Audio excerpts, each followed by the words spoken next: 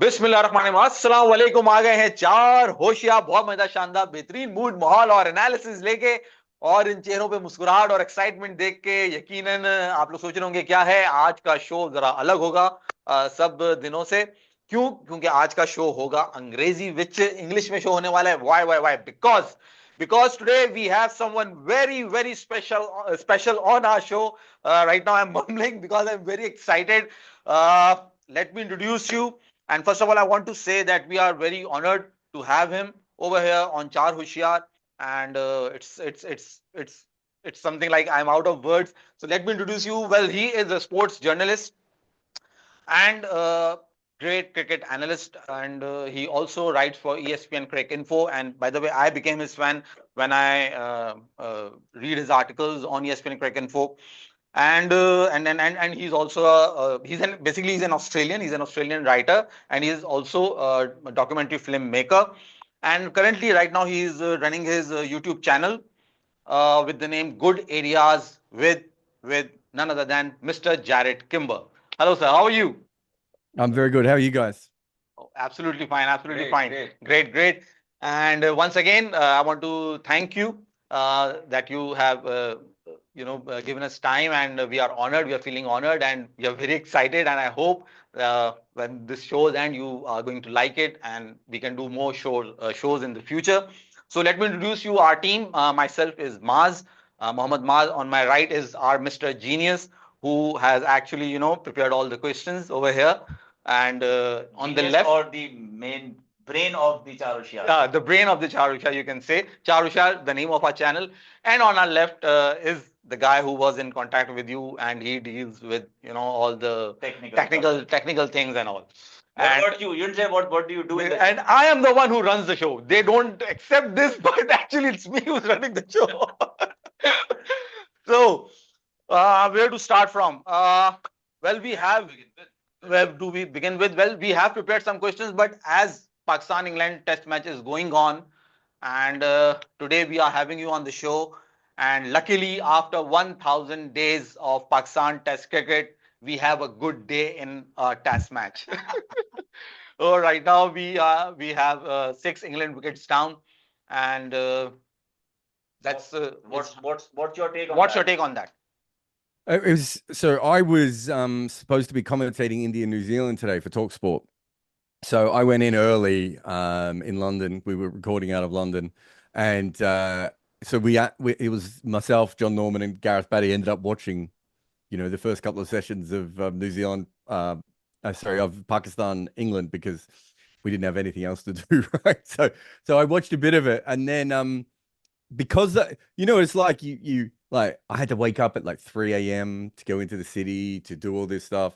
And then when it rained, all my energy went. So when I came home, I was exhausted. So I think when I went to have a nap, England were in charge, right? They were, Ben Duckett was smacking runs. I think Crawley had gone out, but Pope was in. And that was the last time I looked at it. And I was like, maybe there was 76 for 1 or something, or maybe it was even more than that. I can't even remember. But I was thinking to myself, from 221 to 2, they went to 225 for 6. Yeah, so I think they only lost 1 wicket. Were they about 170 for 1 at one stage as well? Exactly. Exactly. Actually, that's when I went. I remember I was listening to a little bit of it, and then I was like, I can't be bothered. I'm gonna go and have a nap. And then when I woke up from my nap, it was like the test match had completely changed again, and it was like the world had changed, right? Pakistan had a good day, as you said. Like, well, what is happening here? So I wasn't expecting that at all. I kind of, on day one, I think England got out to 4-1 with the bookies, or 4s, I should say, with the bookies at one stage, and I was thinking that's probably a good time to bet on England, because generally what happens is they get out to really big odds, and then they get a bunch of wickets in a row. Then it evens off a little bit. It's the same with their batting.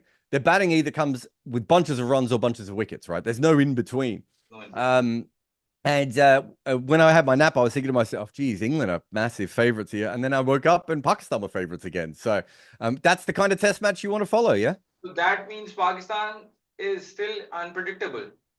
I think we could say they're predictably unpredictable. Predictably unpredictable. But the big credit goes to, I think, Akif Javid, because he actually, told to the curator of the wicket that we should play on the same wicket. He finally made them go to their strength. just dry the wicket and use the wicket which was used in the previous match and use the spinners. But this uh, strategy will not work for long. This might work in Pakistan, but it will not work in other countries. But not outside Well, Pakistan. it might obviously. not. It might not work in this test match. They might still lose this test match, right? Exactly. Like, Yes, this can happen. I don't think it's a particularly easy pitch to get wickets on. Also, I think if England had batted first, I think they might have made 450 and Pakistan would have already been out of the game by now. So it's easy to say, oh, well, they dropped all these players and they're doing really well and they've reused this pitch and they're doing really well. They might still lose. And I don't think this is not the method you want for your cricket nation, right? Of like, maybe we can win test matches if we drop all of our best players and then we reuse the same pitch twice in a row. Like you don't want to rely on that sort of madness to be successful. But if I was a Pakistani fan, even if it's just the last 2 days, I would take the last 2 days because you had to go through that last test and everything went poorly. Of course, they're now massively in front in this game, and so if they end up losing this game as well, then the heartbreak goes through the roof, right? Yeah. So are you pointing towards the Babar and Shaheen drop that they should not be dropped in the these two test matches? And then check your mic. Okay. It's not so much that I don't have a problem with star players being dropped. There are issues when you drop star players, of course, but what I have a problem with is scapegoating your three most talented players when you've basically been crap for 10 test matches. Right? Like it wasn't them that suddenly made that. And it was a scapegoat move because you wouldn't have dropped all three at the same time. Right? What probably should have happened was, I think before the series, they should have said to Babar Azam, what do you think? We think you're getting back into the touch that we want you to be in, but I know this is a big series and everything else, but how about you go off and maybe don't play in the first test or make yourself available later on? Shaheen Afridi, they've got no one to blame but themselves. They bowled him into the ground. They bowled him when he was injured. They've kept him on the field when he's been injured before and everything else. And Naseem Shah just hasn't had enough cricket to develop, right? Like I've got no issues with the individual droppings of any of those players. But you don't drop your most talented batter in of this generation.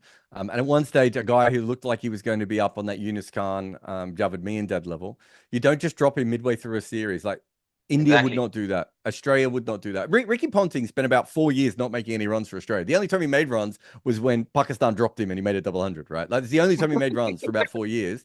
And what did Australia say? They said, it's Ricky Ponting. If he can work this out, we're not going to be able to replace him with like another Ricky Ponting.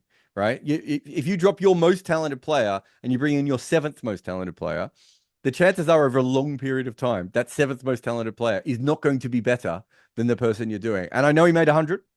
I wasn't completely on board with the way he made his 100 and the way he got. I'll be having nightmares about his dismissal for the rest of my time, Colin. I don't know what the hell he was thinking trying to play that shot before stumps. But it's regardless of that, that's not the issue.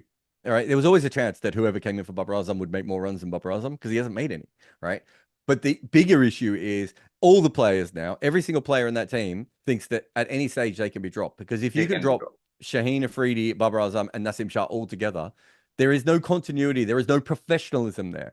That is not the way you want your team to have a look at. So if you look at, I think this was a study done in America, and it's quite commonly used in cricket now, which is the best teams generally have the most consistent setups, right? Exactly. Now, that's the main flaw. Yeah, and I would say that there is a flaw in that argument as well, because if you're really good, of course you're not going to change your coach or your captain or your quarterback or your point guard, right? Because you're already really good. So there is an element of that there. Don't get me wrong, but I as an NBA fan watching, I think it was the Sacramento Kings had something like 7 coaches in 10 years, right? At a certain point, it's not the coaches, is it? It's the people appointing the coaches that are making the issues. And it's the same with Pakistan cricket. So yes, there'll be a lot of people that'll be like, look, it's worked. And it's like, it has worked, but it's worked in a fluky way. That is not how Pakistan cricket is going. I know no fan ever wants to hear this. I don't care if Pakistan win this game or not, right? What I care about is they start making decisions so that they can consistently win over a long period of time, right? Absolutely. A one-off win where they come. I mean, we all know that, as I said before, with England comes with a lot of runs or a lot of wickets. Like you're always a chance against this England side because of the way they play. They give the opposition a chance. And if you can capitalize that and everything else, that's more than fine. And all respect to the Pakistani players who've got themselves in front in this game. But let us remember, they were also in front in the last game after a couple of days. But according to you, who if Pakistani, you cannot blame the coaches right now. You can. Who do you want to blame? The PCB. selectors, the PCB management, Or or the both. players, or the captain? You cannot. You are not blaming I Babar would, I Azam. would like to add on the question. I heard your podcast with Shoaib Malik Mhm. recently. You asked him a question, and I suppose you knew the answer, but still you asked the question. You asked him that how difficult is it for a player, professional player, to deal with an amateur PCB? And you asked that question twice. Once he didn't hear it, and then he tried to dodge because he's in contract with PCB, so he can't talk clearly.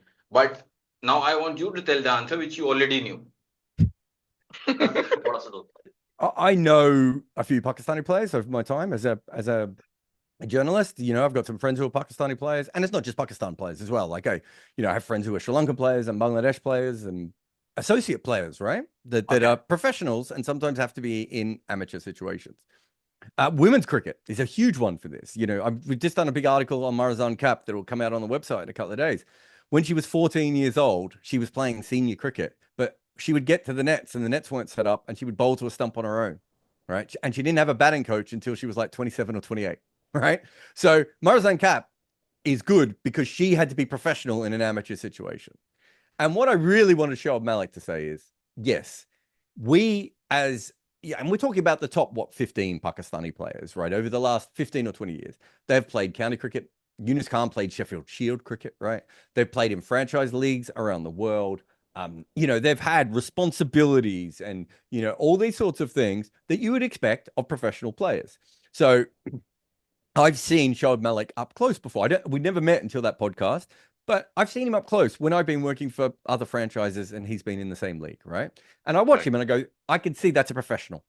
I understand what I'm looking for. I'm watching the way he's preparing and everything else, and that's a professional. And it's very hard to be on the franchise circuit and not be a professional because the coaches don't want to deal with you if you're an amateur and you just turn up and you don't know what you're supposed to be doing, right? Because think about it, a lot of these franchise leagues, the players get there 2 days before, right? Like, if you have an amateur, it's the same with county cricket. County cricket doesn't usually go after the next most talented player. They look after someone who's a professional so that when they get there, they'll just look after themselves and the county can worry about all the domestic players, right? So I knew that Shoaib Malik was domestic, but I also know that the PCB is amateur, it's irrational, it's poorly run, it's short-sighted, it's political, it's all the things that you don't want if you're a professional athlete and your job is to go out there and try and do the best that you can do, right? If you've got all of those other things swirling around. So, when Babar Azam lost form, right? We did a video on that and we talked about the fact that he had all these different batting coaches and senior coaches. Who do you trust? Who do you talk to? Who do you have a relationship with, right? That is what professionalism, that's not what Roger Federer had, right? Roger Federer had like a team of people and he would occasionally move on and maybe try a new coach or a new physio or whatever and, change up his dietitians and all those sorts of things. But he made informed decisions based on the fact that he was trying to make the most out of Roger Federer, right? And that's what any American side or the top, football teams around the world, that's what they try and do. They don't always get it right, but that's what they try and do. The PCB doesn't do any of that, right? They just go from whim to whim to whim. They appointed a person as their coach who clearly didn't want to coach them because he didn't give up his other coaching job. Yeah, exactly. Right? Like he's just not. I believe he's just not that into you, right? Like how much clearer do you need it to be? And so from an outsider, and I was working with Mickey Arthur when he was dealing with the PCB, so we were commentating a series together, and he was just like, "How could I commit to that job?" Knowing that in 6 months' time, if the chairman changes, I'm not going to be there. Yeah, there's no job security. Exactly. And I can tell you guys this. I don't know if it'll ever go anywhere, but I've had chats with the PCB before. They're like, great, you clearly get this. We'd like to bring you in and, look, help us with our analysis and all this sort of stuff. And I'm like, I've got no problem with doing that. But I have two issues. One, I would probably need to be paid up front because I don't trust that you'll pay me. And two, when I do something, I go all in. Right? Okay. If I'm going to do something, I go all in. If Right. you guys screw me over and 4 months in, I'm not being used anymore, you are going to hear about it. And you're going to hear about it from a guy with a few 100,000 social media followers, quite a few of which are Pakistani, right? Okay. So you guys need to make a very clear decision, because I will not sit in the corner like a normal analyst. I'm going to do this job and I'm going to attack it with and try and make Pakistan cricket as successful as possible, because I love Pakistan cricket, right? And I would love the opportunity to go in and work in that sort of environment, right? And really shape an international cricket culture. I think it would be such an exciting thing to do. I briefly was involved in Scotland, and it was so much more fun than working for a franchise, right? However, when it comes down to it, we all know that even if I was offered the job, it would probably be at the last minute. I'd probably already have taken other work. Then I would get the job, and 4 months in, they would change the coach, the chairman, the selectors, the captain, and everyone else. Awesome. So even if I stayed, I would have to build new rapport with everyone who's left, right? How as a professional athlete, are you going to get the best out of yourself if you're in chaos? You cannot. And so we know how talented Pakistan is. We know how talented the players are. We know how talented their coaches could be, and their selectors and their directors of cricket. Like there's not a talent drain in any of those things. But what there is an organizational and structural shit show, right? And that is the problem for Pakistan cricket. And so talent can occasionally overcome that. So if you told me in the next 10 years that Pakistan won another trophy and was runner-up in another trophy, I'd be like, okay, it doesn't look like it at the moment, but fine, I can believe that. But if you were to tell me that Pakistan cricket's about to go on a tear and be consistently good, I do not see how that is possible right at the moment. There just isn't the structure. And I can tell you, all the other nations are getting so much more professional on a day-by-day basis. And Pakistan is sitting there coming up with new tournaments on a whim's notice, right? So It's all these tournaments happening over here, like in last 3 years, there were 4 PCB chairmen, Ramiz Raja and Najam Sethi, Zaka Ashraf, and now Mohsen Naqvi. So whatever you just told is like absolutely right. But what do you think out of these 4, who was the worst one? Who took the bad decisions? See, I think that's where part of the problems come from. It doesn't matter to me who was the worst one, right? From a perfect example of this is, you want me to really tell you who's the worst chairman? I'm not going to tell you that based on like 2 months or 5 months or a year.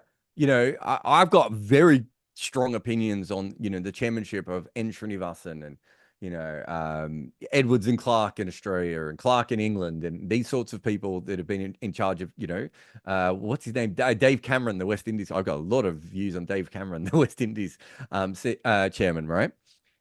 How do you even have a view on someone who's come in and not, you know, and made a couple of bold decisions and then disappears again, right? Like it's not even a real position at that point. And that's not how you build sporting culture, right? It's not how you build a you know, a strong, stable position for your team and your 2 teams, in the case of the women's side as well, to be successful. And so when you say who's the worst, like Ramiz Raja is publicly the worst because he made it all about himself. So, you know, obviously the other guy picking Mickey Arthur wasn't ideal. Thanks for the answer.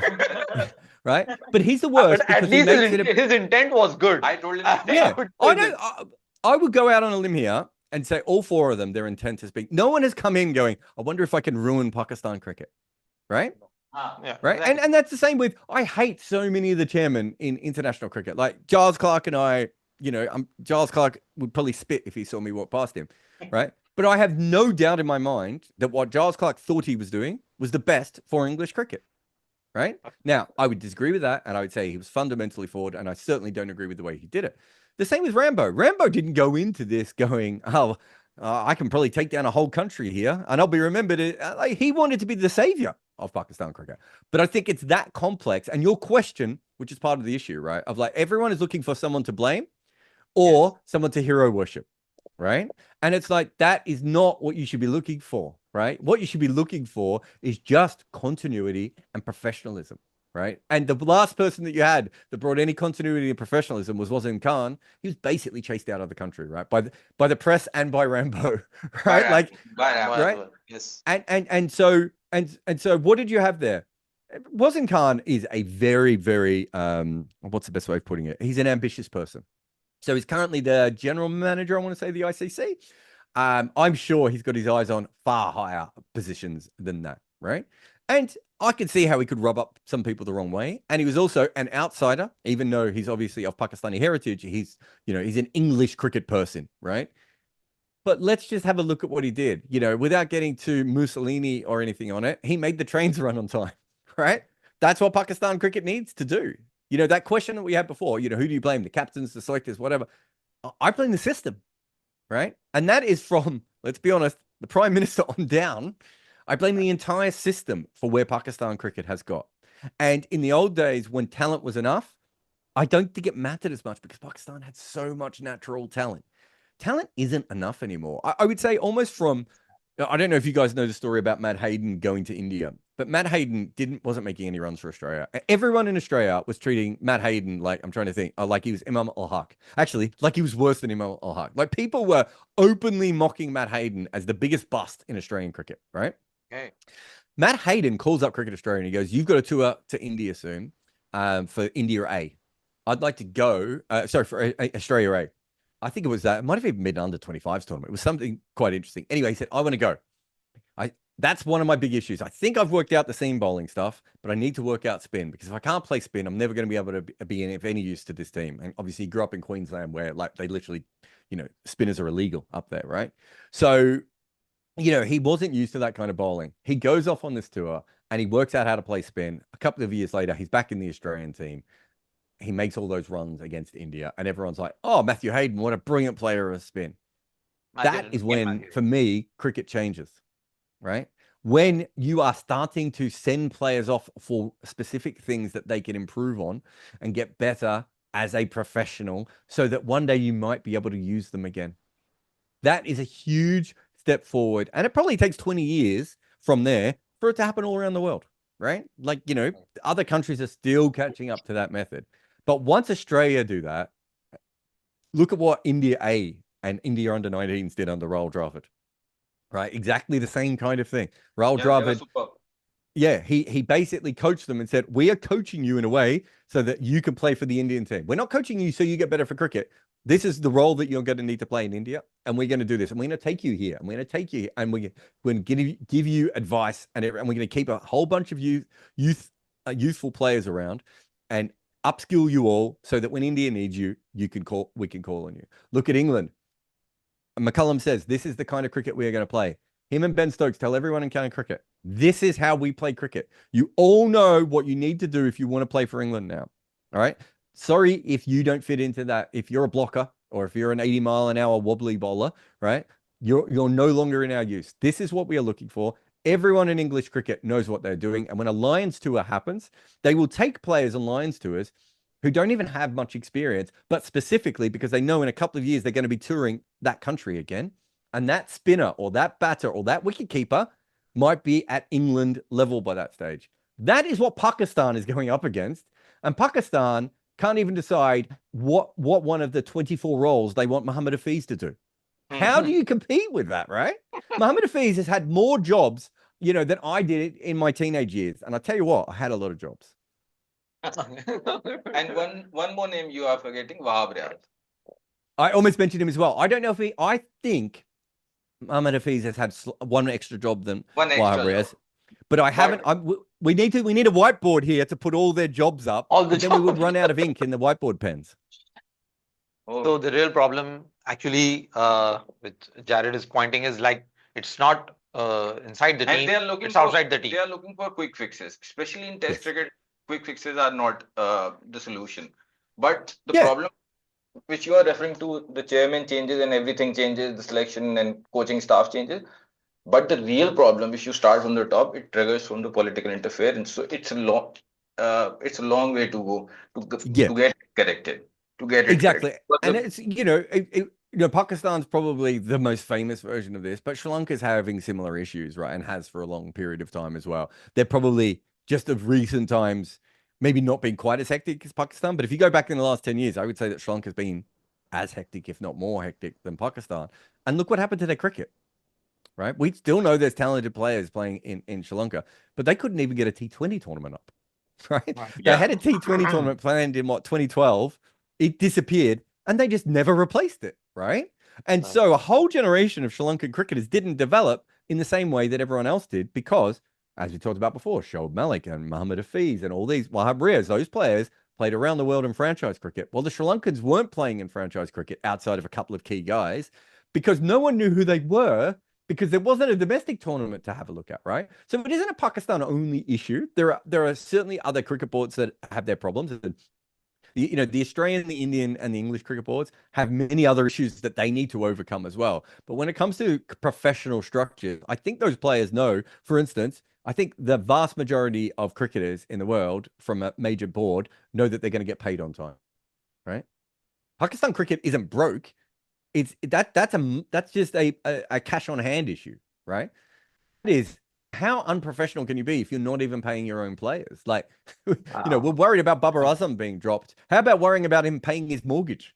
Babar Azam being there is a guy commenting that Babar is dropped because you pointed his mistake that your video is getting really viral. So you are the reason. Well, if you that's another issue. He's the reason. That's why we won the Champions Trophy. He is the reason. He wrote the article after the first match. Which article? Now tell the story now. The story is like that. Pakistan lost the first match, and Cricket asked him to write the article. The first few lines were that, and I still laugh when I read those lines. The first few lines were that Pakistan turned up on the day and they didn't forget to wear the green. That's all the positives covered. They forgot.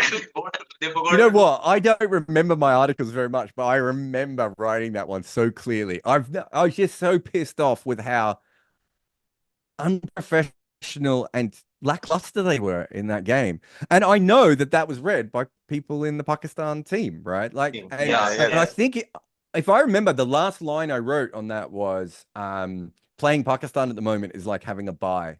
And I think the follow-up line was something along the lines of, and at this moment, it looks like from this tournament, it will be bye, Pakistan bye, or something like that. But it was and you ended the tournament, or after the semi-final, you wrote the article, it was fly, Pakistan fly.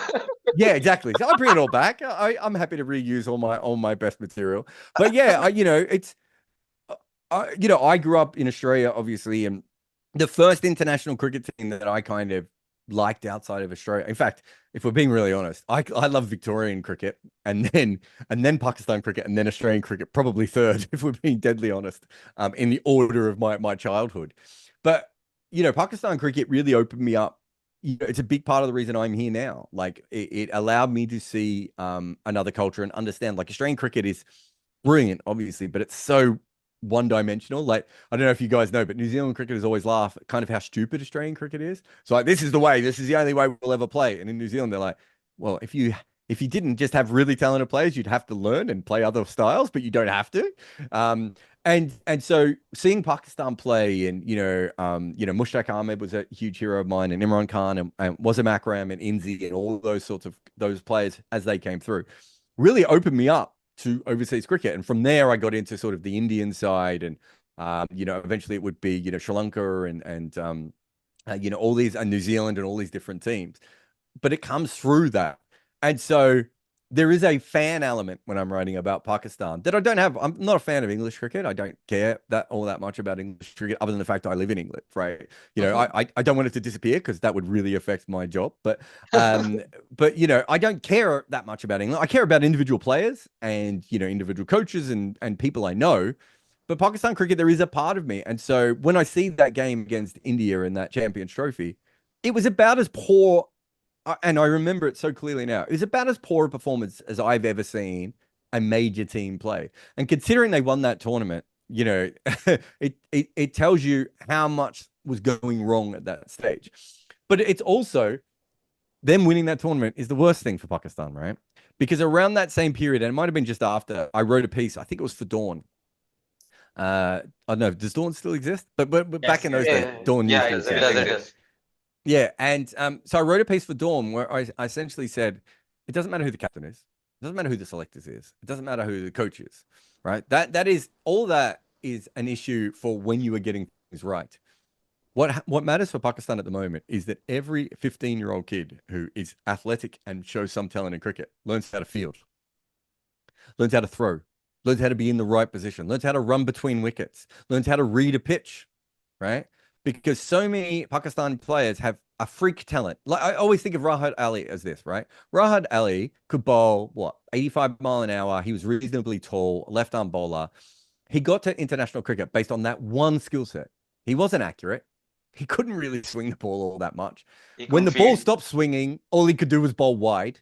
He couldn't field. And when I say couldn't field, I don't mean necessarily that he was a terrible catcher and everything else, although he was. But if you watched him on the field like I did, he would not go in the direction of the ball.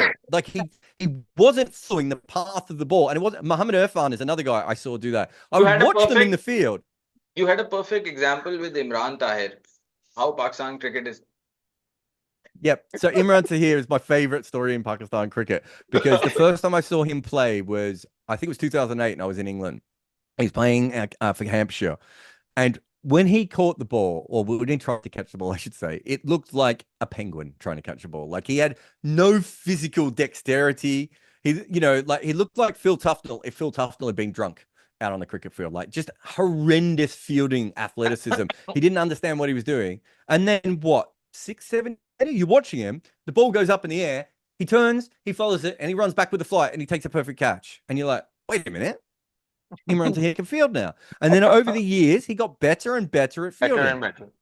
It's Right. almost like South Africa were teaching him how to field when no one in Pakistan was. And that's the kind of thing I'm talking about. You're going to find another Harris Ralph, right? Like Harris Ralph was like plucked out of nowhere, right? You're going to find Muhammad Harris type cricketers and Muhammad Irfan and all these sorts of players will continue to be developed by Pakistan because there's a huge passion for the game. It's a really interesting way that Pakistani cricketers develop in general.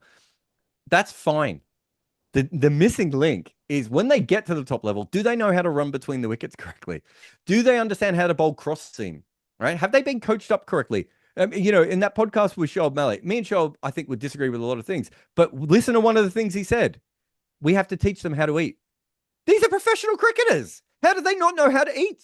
They should have been taught at 15. The first time anyone saw them bowl at 80 miles an hour, it should have been like, great. Okay, so this is how you eat protein. This is what carbs are for. What do you like to eat? What kind of body type are you?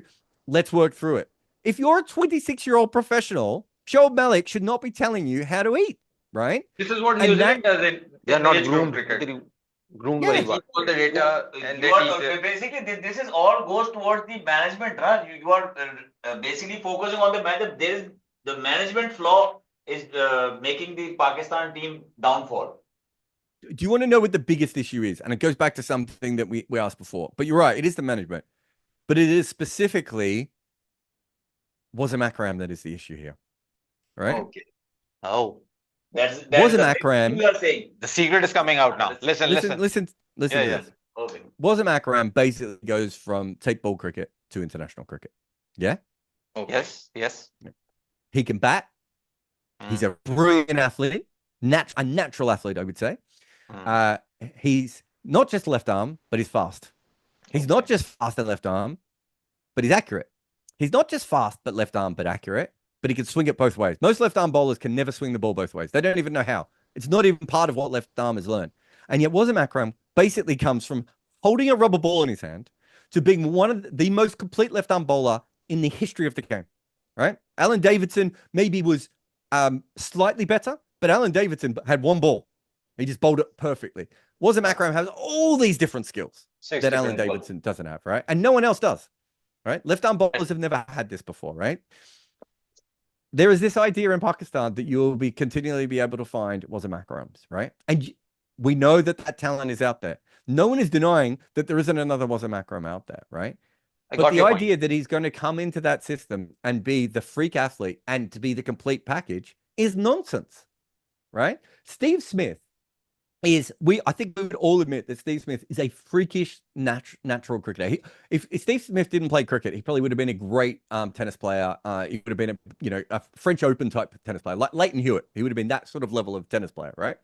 Whether he becomes the greatest in the world or not, I don't know. But he would have been a professional athlete because we know he has incredible hand-eye coordination, and we know about everything else. But Steve Smith didn't fit in the Australian mold of cricketer, right? Australian mold of cricketer, you don't play across a line. You bang the ball down the field, right? The Australian mode of cricketers, generally, you don't have like a closed back face. It's all about having the open bat face because you don't want the top edge from the extra bounce to go through the slips, right? But because Steve Smith is a great athlete, because he at one stage was the best fielder in the world, and because he can bowl a little bit of leg spin, he sticks in that New South Wales system, even though they don't think he's ever going to play for Australia, right? Or he's never going to be great. No one really, outside of about 4 people, ever thought that Steve Smith had this ceiling, right? But because he was in that professional situation, he could still go down to the nets. He still had access to great coaches, and he could face Hazelwood and Stark and Trent Copeland and all these sorts of guys in the nets. Right. He had access to all the professionalism that you want, and then something happened, and Steve Smith becomes the best player in the world. And he started as a leg spinner. He started as a leg spinning all-rounder. And not even a good leg spinner. Not even exactly. Leg spinner, right? If Steve Smith was Pakistani, right, he would have probably made a bunch of runs early in first-class cricket, right? He would have been brought into the test team early, which he was with Australia. He then would have failed. Everyone would have said he should never have played in the first place, and he was wrong. He would have then probably gone on to be someone like Fawad Alam, right? And he wouldn't have got picked for ages. And also, the reason that Fawad Alam wasn't picked is partly because the system of Pakistan is not professional enough to understand that someone needed to tell him your only chance of playing for Pakistan is to bat first drop. I'm sorry, but Misbah and Yunus exist. You don't have a choice. You're going to have to bat first drop, and you're going to have to develop your game a little bit. Steve Smith had all of that because he was in this incredible professional system. Now, his improvement is on himself, but he got to improve because he was part of this great other system. For you to be that kind of player and be successful in Pakistan right now is almost impossible unless he comes in and when he's too young and he shouldn't be there, he makes like 400s in his first 8 games. That's the only way you could be Steve Smith in Pakistan right now. Whereas actually what happened in Australia was he came in, he was terrible, right? He went back and he worked on his game. He came in again. He was terrible again, right? And then they went, okay, but the one thing that Steve Smith is really good at is he's a specialist at playing spin. So next time we go to Asia, we'll take him over. And when they got him to Asia and they saw him in the nets, they were like, oh, okay, it's not our technique. We don't know how it's going to work, but we have a spot for him. And because he was a great fielder, because he could give you some bowling, and all of those skills had been worked on, right? The difference between Wasim Akram and Steve Smith is it took Steve Smith some time to become that level of player. And that happens because of the system he was in. Mitch Marsh is another perfect example of a player who, I think Mitch Marsh would be quite honest with this, was drinking his early career away. Oh, right? Okay. And Australian cricket were like, you are too talented for us to get rid of you, but we are going to be really strict with you over and over again until Mitch Marsh becomes the player who essentially wins a World Cup for Australia. Was Australia. Right? Australia. And so Mitch Marsh in a less professional structure would have disappeared. Even in the old Australian structure, right? Would have disappeared. So you're talking about the best batter that Australia has had since Don Bradman. And you're talking about a guy who helped win Australia a World Cup, who is now their captain, right? They exist because of the structure. Whereas in Haris Ralph, to be successful, has to be Wasim Akram, right? To be consistently successful, he has to be Wasim Akram. And unfortunately, the last Wasim Akram that was born in India, and his name is Jasprit Bumrah. And so you guys haven't had access to him, right? You can't just imagine that there is going to be another 16-year-old like Nazim Shah type bowler. These guys have to develop. Why can't you say Mohammad Amir? Mohammad Amir lost his chance, but in 2000, before 2010 or 2011, Mohammad Amir was also second. Wasim Akram, you can call him that. Yeah, no, I think I think Mohammad Amir was probably not quite at Wasim Akram's level. Okay. And I think he was developing really, really well. But those, how many years apart is that, mate? Is that 25 years apart? So every 25 years, you're telling me that you're going to come up with a great bowler who's fully developed. Awesome. Well, I can't wait. Mohammad Amir was what, 2007, 2008? So we're only about 5 or 10 years away from the next one. Do you see what I'm saying? Whereas look at the difference between that and what Australia does. Right?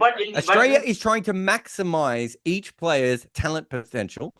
And Pakistan is looking for saviors. And there's a reason I compare these two countries. It's not by accident, because Australia did this for generations. I don't know if you guys know the story about Dennis Lilly. Dennis Lillee comes on the scene, and when he's about 21, 22, he's ranked the #1 bowler in the world, right? He breaks his back, essentially, all right? And Cricket Australia go, oh, well, we'll find another Dennis Lillee. As if it was that easy to find the first Dennis Lillee, right? Oh, okay. Dennis Lillee, because of who he was, went off and fixed himself and came back with a huge chip on his shoulder. You guys may be aware of this sort of stuff in Pakistan cricket. He never really trusted Cricket Australia ever again, Dennis Lillee, because they just completely left him on his own. And when Kerry Packer came and offered the money, the first player to sign was Dennis Lillee. Oh, right? He was amazing. the first player to leave the Australian side for money, right? So Australia used to do this. And you can see all the way through. I mean, look at all the ridiculousness they did after Shane Warne, right? But Australia has now worked out that's not how it works. Players like Mike Hussey are as important to your team as Wasim Akram are, right? Because getting a player in a professional system who keeps improving, who might be at their best at 28 or 29, if they only give you 5 or 6 years, but those 5 or 6 years are greatness, like Hussey gave you, that's 5 or 6 years of greatness. If you pick Hussey at 20 and then decide by 22 that he's busted and then you never develop him ever again, right? Like, who's the guy that played for, oh my God, is it Umar Amin? Umar Amin. How old was he? 2010. How old was he when he made his debut for Pakistan? He was very young. He was very young. Yep. 20, Maybe 2021. And when was he last picked for Pakistan A? Pakistan A. Oh, well, I don't know about the Pakistan A, but he was last pick for Couple of years- Pakistan like it's been. I reckon in the last 12 months, he's been picked for Pakistan A. Pakistan right? A. Or 2 Okay. years. Okay. Yeah, right? What the hell happened between him being a young prodigy and him being a middle-aged man? If he was good when he was 18 or 19 or 20, good enough to be, picked for Pakistan and to go through the age group system and to play international cricket, I'm pretty sure I saw him play at Lords, right? Like, it wasn't like he was playing a Bangladesh team in development. He was at Lords, I think against Australia. He might have been in that series I was talking about, but I think he might have played against England as well at one point. How does he go from that to not being in the system forever? So two things are wrong here. You picked him on a whim based on the fact that we need a young batter who's going to be the next big star, which is wrong. Or he was a really, really talented player, and for generations you overlooked him, right? That's the two wrong ways of doing things. They selected him and took him straight away to England, and that's it swings there, so discarded him quickly, and he's still playing Champions Cup. Who would have thought that a young Pakistani batter might struggle when the ball swings? Yes. Do you know what I mean? Everybody struggles. And look at the Steve Smith thing. So Steve Smith plays against Pakistan in that first series. He makes runs against Danish Canaria, and Australia, I think it was Amir and Asif, were bowling really brilliantly in that series. And Australia saw him against seam bowling and was like, he's not good enough. They brought him back about a year and a half later. A really good England side he goes up against. And again, they're like, well, wait a minute. He failed against Amir and Asif in swinging conditions. He's failed against a really good England side when we threw him in, maybe when he wasn't quite ready. And the next time they take him, and he averages, I don't think he made masses of runs in India, but he made a few runs in India. And they're like, so that's 3 big challenges that they gave him at different stages of his career to try and prove, because they knew he was, even though he didn't play the Australian way, they knew there was something about him, and they kept developing him, and they kept giving him chances, and they kept him around. And then he becomes Steve Smith. Umar Amin was never going to become Steve Smith, right? Let's be honest. No one is saying that. But what they didn't do is they didn't go, well, Steve Smith's going to be the next Don Bradman, so we're just going to play him in 20 or 30 tests in a row and hope that he becomes the next Don Bradman. He was in and out of the side. He was in development. That is what you need to do. Not everyone is Wasim Akram or Muhammad Amir. Most players at need least to they learn. made sure he's ready for the next time. Exactly. And that's the difference. And that's what we're talking about. And as I say, the reason I compare these two is if you go through the history of Australian cricket, like there are a lot of guys picked after Don Bradman who were supposed to be the next Don Bradman. And it's like, well, that's not going to help Australian cricket. And it didn't for a very long time. Like if you look at Neil Harvey, he comes on the back of Don Bradman. And I think Neil Harvey averages like 65 in his first 20 test matches as like 19, 20-year-old, right? The rest of his career, he has a very normal career. But he had the pressure of being the next Don Bradman because Australia were, well, we've made one Don Bradman, we'll come up with another one, right? And it's like, that is not how these things work. And you have to develop, and Australian cricket has now got to a point where it understands the role of Scott Boland, right? Scott Boland is a perfect example of someone who they spent generations in the background. And then they were like, do you know what? We think Scott Boland has got slightly better now. And we know he's a professional and we know we can trust him. We're going to give him a couple of games to see how he goes. And if he doesn't do well, it won't be the end of the world because we're not pretending that Scott Boland is the savior. What we are hoping, though, is that Scott Boland gives us a little bit of coverage if Stark or Hazelwood or Cummins gets injured or gets tired. That's all we need Scott Boland to be. Scott Boland comes in, there's no pressure on Scott Boland, and he did really, really well. And now he's starting to fade away. Then there will be maybe Michael Nisa or someone else. That is how you build professional sporting teams. I don't know if you guys are football fans or NFL fans or basketball fans. Your best players don't usually play from the age of 20 to your age of 35. Those are the great players. Those are the legends. Normal players come in and they're in development for a little while. And maybe they're good in their early 20s. And so you know they're good, but then they get found out a little bit. So you send them off to develop and then they come back at 25 and 26. That is how you use those talent. Whereas it's all back-ended in Pakistan to be, you have to be great at 16 and you have to be fully developed. And then if you don't star, then the pressure's on you. We all know that it's already, I mean, the fact that we've already seen it turn on Babar Azam, who's the best modern day batter that we've seen from Pakistan. The fact that we've already seen it turn on Shaheen Afridi, right? It is already that pressure. Virat Kohli didn't make a run for 3 years, right? These things happen. We've seen great players have incredible, patterns throughout their career, right? This is a normal part of being a professional athlete. But if you're not looking for a professional athlete and you're looking for the next savior, well, Babar Azam is going to disappoint you because I tell you what, sometimes he's not going to make any runs. Exactly.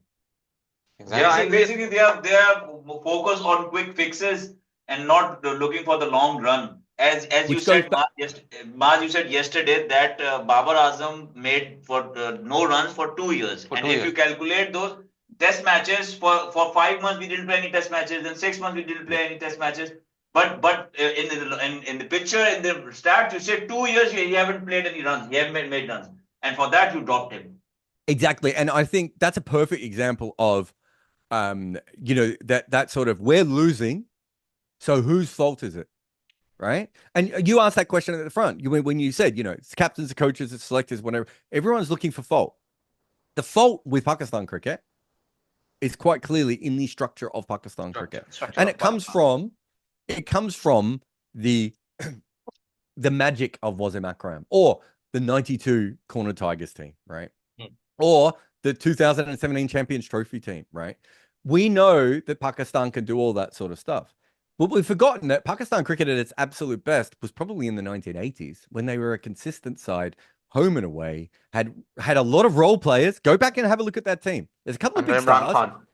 There's a lot of players in that team that are not stars, right? Like Rambo, right? Like a lot of role-playing players, the kind of Pakistani Faf du Plessis type players, right? Not stars. They get the job done. They understood what they were doing. They had obviously a little bit of magic from the fast bowlers. They had a little bit of magic from Abdul Qadir, but they also had a bunch of finger spinners who were just okay. They weren't on India's level or even maybe Sri Lanka's level of finger spin, right? They were just okay. And the batting, this is before, Javed Miandad's on his decline at this point. This is before Inzi comes in. Moyo and Yunus and all those guys are way away, right? And yet it was a really good, consistent side. That is the side that isn't fetishized. The two teams that are fetishized, right, are the 2017 side that came from nowhere, and the 1992 side that came from nowhere, right? Was actually, if you look back, there was a period of time in which Pakistan cricket made a lot of good decisions and picked a lot of role players and didn't chop and change madly all the time. And by the 90s, that starts to change, right? I just finished a book about the 50 greatest test batters of all time. And Syed Anwar is so close to being in that book. Like people don't understand how good Syed Anwar was. How good he was. He didn't play a lot. He was not picked for periods of time of which I'll still never understand. I think he played a couple of test matches, failed, if I remember correctly, and then disappears for 2 years. I mean, we're aware of that. He then gets dropped in the middle of like his good run and everything. And so he doesn't end up with a huge body of work, right? So by the 90s, we know that something has changed in Pakistan. There was a point in 90s, Saeed Anwar had 15 ODI centuries and Tendulkar, Lara, they were behind him. Yeah. Oh, incredible player. Incredible player. So I do think what happens is this is why I like comparing them to Australia, because I think they're really similar. You start playing on your myth, not your reality, right? So you remember a couple of years ago, Australian cricket decided to stop sledging and stop being rude to everyone, right? And then they lost. Listen to what all the old players said. It's because they're not hard enough. They're not sledging enough. They're all soft now. This current team doesn't sledge that much, right? It's won a couple of World Cups, not sledging. It's won a World Test Championship, not sledging. This current team is considered one of the nicer teams in world cricket, right? Yeah. Where are all those guys telling us that we're not playing the Australian way anymore? Well, they've all gone, right? Because now this team has won a bunch of times. So you get caught up in your own myth, right? And your own nonsense. And the myth of Pakistan cricket is I'm not going to say Sakleh Mushtaq's phrase because I always butcher it, but it's that phrase, right? And it's like, that is not what you want your strength to be. What you want Pakistan cricket to be is for this incredible, passionate cricket culture who play cricket their own way, right? I think that's a great thing about Pakistan cricket, right? They play cricket their own way. They've got their own style of doing things. Let's embrace that. And let's bring that into how we play our cricket. And let's make sure our fast bowlers always have great hair, right? Let's make sure, let's make sure that there is a sense of freedom in Pakistan cricket that we are always cultivating, because I think that is when Pakistan is at their best. But let us not pretend that the chaos actually makes us better players, because the chaos doesn't make us better players. It's just that sometimes we are so talented, we overcome the chaos. Let's channel the chaos into actually making things better consistently. And then we don't need to occasionally be corner tigers. We could just be a consistently good cricket team who has enough talent and also enough money, right? It's not, the cricket culture is not particularly poor in Pakistan compared to New Zealand, who have no money, right? Like, do you know what I mean? There are some cricket cultures who don't have any money at all. Pakistan has access through the PSL to some good money, and they still make a lot more money than a lot of the other smaller boards do, right? There is some money there. Let's channel all of that into being the best Pakistan that we can be. And it goes back to the kind of baseball style of things. And I don't like changing coaches because I don't like changing coaches just because you're losing. But I do like when you have a coach and they have a really clear understanding of how they want to play, right? And so Mickey Arthur was the wrong person at the wrong time, right? For Pakistan cricket. But his overall thing, if you listen to Mickey Arthur, and we've all heard the interviews from the last couple of years when he's been involved, is what he was trying to do is make sure that there was a structure and professionalism there. That is actually what needs to happen next. And if that doesn't happen, you're still Who is going to do that? Who is going to do that? Well, here's the issue that you guys know. It's easy for me as a cricket person to say all this, right? Yeah. Very easy for me as a cricket person to say this. This is what you need to teach your cricketers how to field. Do you know what I mean? That's an easy thing for me to say. The problem is that Pakistan cricket, more so than Sri Lanka and India, more so than maybe Zimbabwe, is completely run by politics. And Pakistan politics, I'm pretty sure I'm not telling any of your listeners anything new here, but Pakistan politics, not the most consistent thing in the world and not the most trustworthy thing in the world. You wouldn't want to set your watch to Pakistan politics, right? The only way for Pakistan cricket to really go ahead is to separate completely from the political system, right? Now, who's going to be the politician who does that? I don't know. Like, he's sitting inside. The one who can do it, he's sitting inside. Right. So that guy can do it. But he didn't though, did he? Because when he was in charge of Pakistan, he was still making silly decisions about cricket, even though it wasn't his job anymore. Right. The whole idea of copying Sheffield Shield's structure. Do you know how many people live in Australia? 25 million people. Yeah. Right? Yeah. You can't copy Australia's structure. You should be coming up with a structure that fits your culture. Right? You can and there are the Champions Cup, I think, is actually a really interesting one because I like the idea. I was talking to Gareth Batty, Surrey's coach today, who obviously used to be Azam Mahmood's boss, right? And we were talking about that. And we were both saying that we really like the idea of the Champions Cup of being basically you can make it any format of cricket you need. And before a major tournament, you get all the best players together, right? And you play them in that format. So you get a look at everyone, you get a little bit of match practice. And if there is someone who's from the outside of the team that might make a case for themselves, you've seen them against the best players, right? That's really, really clever, right? What's not clever is only having 5 or 6 top teams in a country of what, 150 million, 180 million? I don't even know how many people are in Pakistan. It seems like a lot to me, right? It's 240 certainly million. more than where I grew up, right? So what you actually need is probably, I would say 15 to 20 professional cricket teams across the country, right? Playing lower level cricket. And then when the players do really well, you pick the best 50 or 60 for the Champions Cup. That is a great system, right? I really like the idea of that system. And what it also does is it allows for the ability to have, your railways teams and your regional teams and whatever you want. But you be very clear, there is promotion and relegation in that other system, right? You have a tier 1, you have a tier 2, and have a tier 3.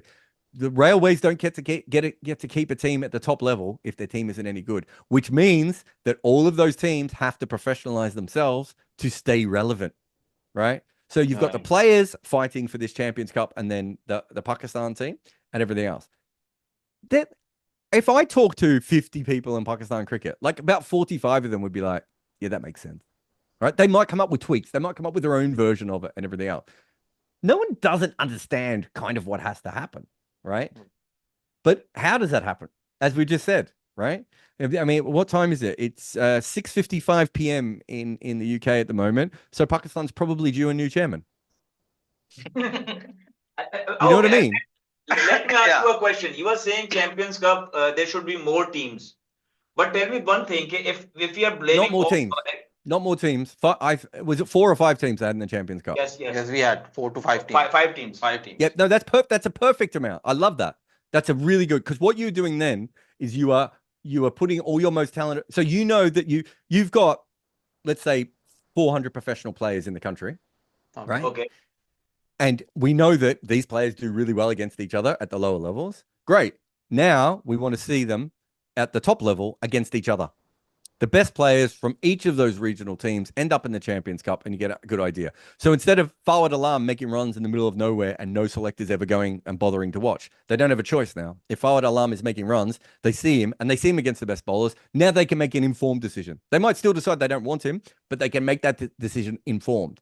And also, it means that they don't have to be in a situation where they're following 20 first-class teams or 25 first-class teams, or what's some of these setups have, right? Because they just need scouts telling them who the best 2 or 3 players from each team is and putting them all together in the Champions Cup. So that's why I think it's really good. And then the flexibility to be like, well, our next big thing is we're playing a bunch of test matches, so we're going to play that as a first-class competition. And then next time it's a T20 World Cup, we're going to play it as a T20 World Cup. Like, that flexibility actually fits into what modern cricket is. And if you look at, Sheffield Shield doesn't really help Australian cricket anymore because of the way it's split up. So when the Australian team is playing its tests, that's when the Big Bash is on, right? If you can come up with a system that is actually better and helps your best players get prepared for major series, whatever they may be, World Cups, Champions Trophies, World Test Championship, etc., etc. I think it's that flexibility, which I think is a really, really interesting thing, which could keep as far as I've seen, no other cricket culture in the world has worked out that this is the best way of doing it outside of perhaps India with the Jalip Trophy. Okay. Unain, are you asking a question? I should ask a question. No, I have a very important question. In 2015, they were playing 90s ODI cricket. In 2016, they were playing 2000s ODI cricket. In 2016 T20 World Cup. Yep. So let's revise 2021 till 2024. Are they still playing ODI cricket and T20 cricket? Yeah, I mean, this goes back to the style thing from before.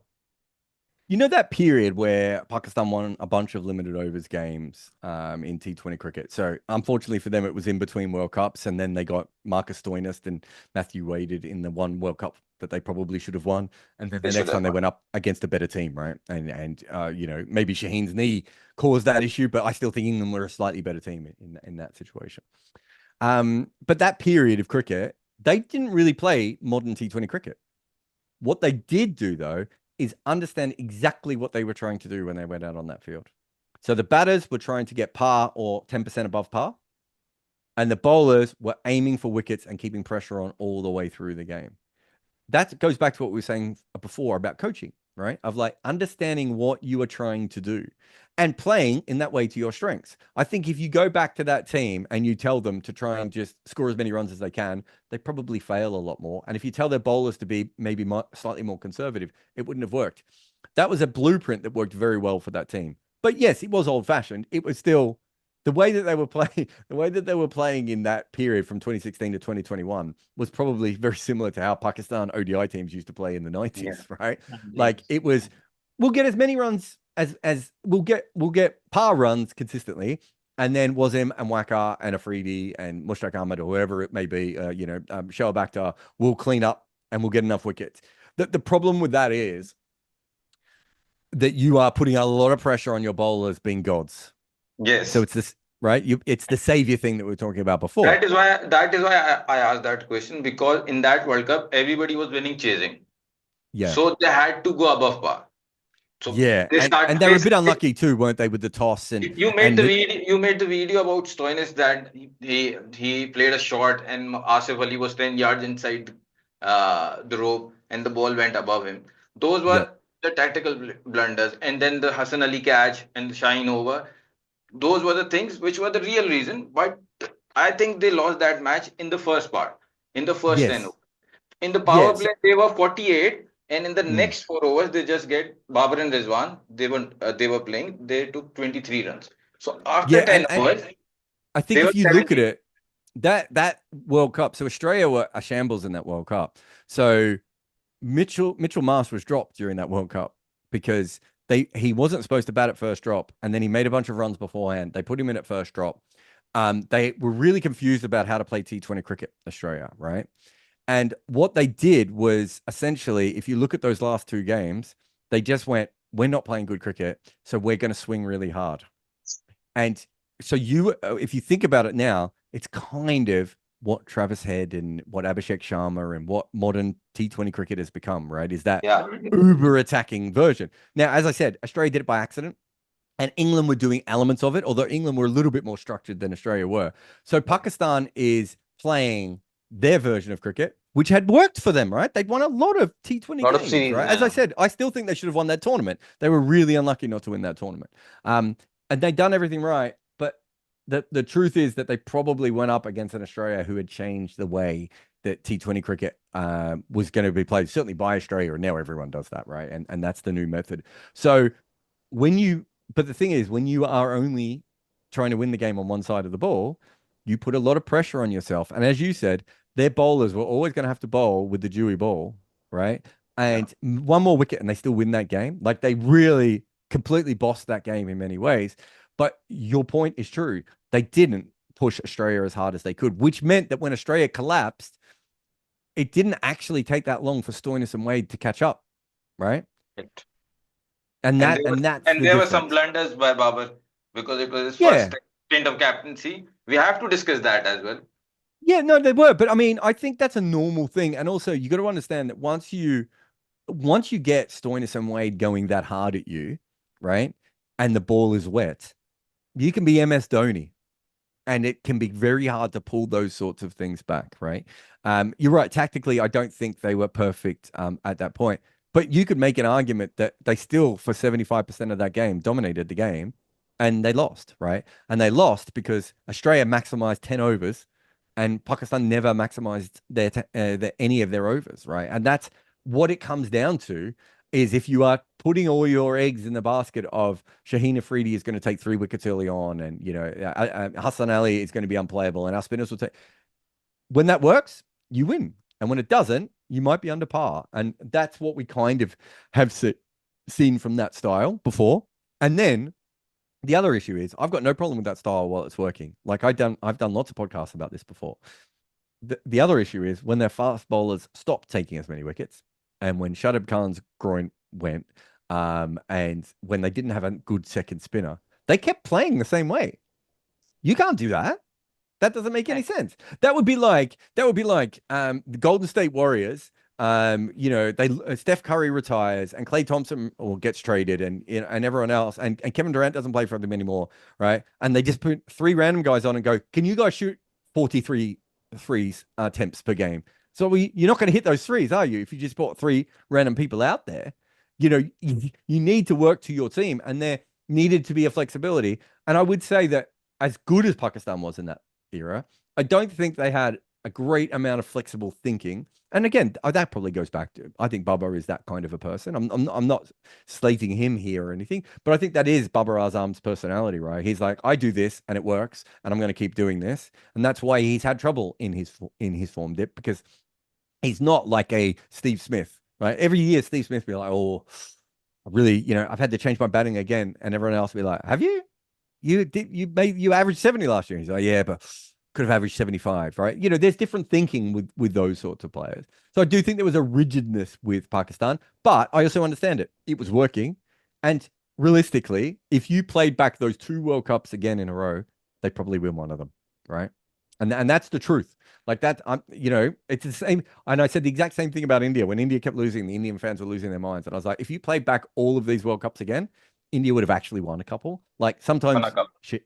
Yeah, sometimes shit just happens, right? And for Pakistan, it happened at the wrong time. Two major things, 3 major things really occurred to them, right? The first was that they got really good between 2016 and 2021, and there wasn't any T20 World Cups. That's not ideal. The second one was that Hassan Ali wasn't in the right position on the field. Now, that might go back to my professionalism bit, or it could have just been a mistake. Sometimes players are just in the wrong spot. And then the third thing is they finally went up against a pretty full strength England side, who were the better team than they were throughout that whole period. And realistically, England, if we've been playing a World Cup every 2 years in T20 cricket, England probably would have won a couple as well in that period, because they were brilliant. Sometimes, as I said before, shit happens.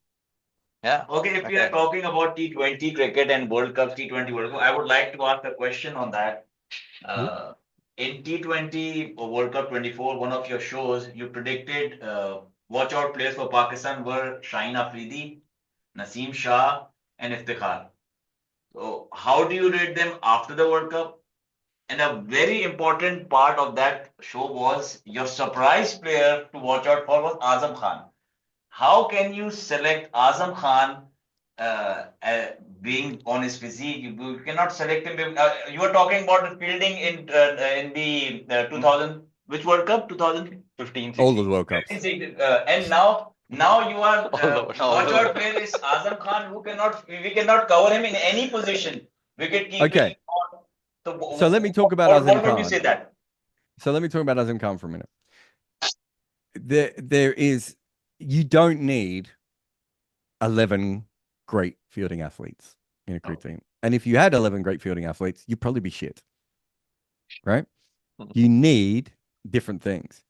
Azam Khan is a power hitter, right? I mean, that's kind of his thing. I don't know if you guys watch baseball, but the power hitters are generally not the same kind of athletes as the guys who are good in the outfield. Okay. Right? So in that situation, I think you have to cover it. I do think for a team like Pakistan, it is harder to cover that because there aren't as many plus fielders in general. So I would agree with you from that point of view. But I'm a big fan in Azam Khan and Lizelle Lee and Rakim Cornwall, right? And I don't care if they can't run a 2K time trial in the specified time, because they're built to hit sixes, right? Exactly. They're built to bash the ball and hit boundaries. Prithvi Shaw hits a lot of boundaries, right? So I'm okay with that. I thought what they needed was someone who had and this goes back to the previous conversation we just had, right? I wanted them to have someone who had the ability to score at such a rate that he put pressure on the opposition with the bat, right? And I thought he had the ability to be able to do that. I thought he was in terrible form, and I only saw him in the World Cup. I didn't see him in the nets, but based on what I saw in the World Cup, if he'd been batting like that in the nets, I wouldn't have picked him, right? But I'd seen him before. Why did you select him on basis of what? On basis of PSL or basis of Caribbean League? Why did you say he is a good hitter? I don't see big performances by him. Why did you select it? Because he can put pressure back on the opposition. It's not that it's not necessarily. And remember, when I was picking him, I didn't know that all the American pitchers would require the kind of batting that they require. Yeah, they were doing. They picked him for West Indies, and actually, Jared, the thing is that both of them don't agree on Azam's selection, and I am also a big fan of Azam because on that time Pakistan teams need a hard hitter on that number, and no one was performing, and I think he was the right choice. but they don't. Exactly. And Both of them don't agree to me. no, In so I think that I have no issue with that. And what his record is, what he averages mid-20s with a strike rate of 150, right? Right. There aren't a lot of players that give you that with a second skill, right? I follow T20 cricket. I work around the leagues in the world. There just aren't many players that do that. Right. We thought that the American pitches would be flat because that's what the Exactly. ICC had told us, right? Right. So if you go back and you have a look, I was picking players based on flat pitches and what I thought they would do very well on. Having a look at that wicket now, the people that you wanted on that wicket were Virat Kohli and Kane Williamson and Steve Smith and Babar Azam, right? Like those are the players you actually probably wanted on those. You wanted your absolute best batters because my God, those pitches were tough to bat on, right? Exactly. So Azam Khan comes from that. The bowlers, I thought I'd seen enough in Shaheen Afridi of recent times that I thought he was back. In fact, to be honest, his white ball stats for Pakistan over the last couple of years haven't been horrendous. I think he gets a lot of wickets at the death now rather than early on. So I think they flatter him a little bit. But I thought that he could be a very explosive bowler. Nazim Shah, you're just picking a young fast bowler because they're great. I've got no issue with that. And Iftikhar was another one who had been in very good form over and kind of rebuilt his career, right? After being a bit of a plodding player for a long time, had rebuilt his career. And again, I was assuming that we were going to have flat pitches in the USA. And what you really want is you want Azim maybe at 4 or 5, and you want Iftikhar at 6 or 7. And then that gives them the ability that if they do get stuck at the top, which they are want to do, you have that power. But that's not how that tournament played out. And as an analyst, that's what you've got to do. Like I would have, everything I just said, I think Nazim Shah is the only one I would have kept having watched that first game. So I can't remember what the first game was in New York, but the first game I saw in New York, I was like, oh, this is not the tournament I thought this was going to be at all. This is going to be very, very different. Nazim Shah, I still think would have been a good bowler on that surface and should have been a better bowler than he would have been. But Kigisa Rabada didn't bowl very well on those pitches. I think on those pitches, there's a guy called, I don't know how much you guys followed this, but there's a guy from Canada called Dylan Hetlicker, I think his name is. Big West Indian guy, plays for Canada. Okay. And there was a game when... Guy. Yeah, the big dude. Yeah, very huge guy, yeah. He's an off spinner. Hey? He's a batter and he also do off spin. No. This guy's a fast bowler. Plays for Canada. You're thinking of Rucking Cornwall. No, yeah, he's not quite that sort, but he's a big. Have a look at him if you ever see Canada play. You'll see him because he's about a foot taller than everyone else from Canada, and he's just a big, strong guy. And they were playing Ireland on one of those pitches, and I think I can't remember what they were, but they were like Canada weren't favorites for this game, but they'd made about 150, 160. No, maybe it wasn't that much. Maybe 130. 130. They scored 130. Yeah. Highest on that pitch. Yeah, and I remember straight away, I can tell you guys for a fact, I put all of my money on Canada based on Dylan Hetliger because he was the exact kind of bowler I want on that surface. Very different to someone like Shaheen. He hits the surface, and that's all you needed on that surface was... Just hit the length. Yeah, because big, strong guys hitting the length on that kind of wicket, like Andrew Flintoff on that New York pitch, no one would have ever scored off him, right? Not a single... Morne Morkel on that pitch, you would have died. Right? You needed someone big and strong to hit that pitch. And so I didn't know any of that going in, right? So as an analyst, I have to pivot. And so the stuff that you're talking about, I did before the tournament when I was assuming, and this is based on knowledge I got from the inside, that these pitches were going to be made for batting pitches and that they were going to be flat. So I want Iftikhar and Azim, and I want my swing bowlers and I want my fast bowlers. The minute that tournament started in America, I was like, I want 11 Dylan Hetligers, right? Like, I just want someone just coming in and just smashing the ball into the pitch over and over again. And you have to be adaptable, right? And that tournament caught Pakistan off guard a little bit. I think that's fair to say. But it also, India didn't always play particularly well in those earlier games. Like India had some moments where they weren't playing 100%. Then if you go back and have a look at like the way that Siraj and Arshdeep were bowling early on, there was some absolute trash bowled. Who was it? South Africa in one game. No one could hit the seam off the square.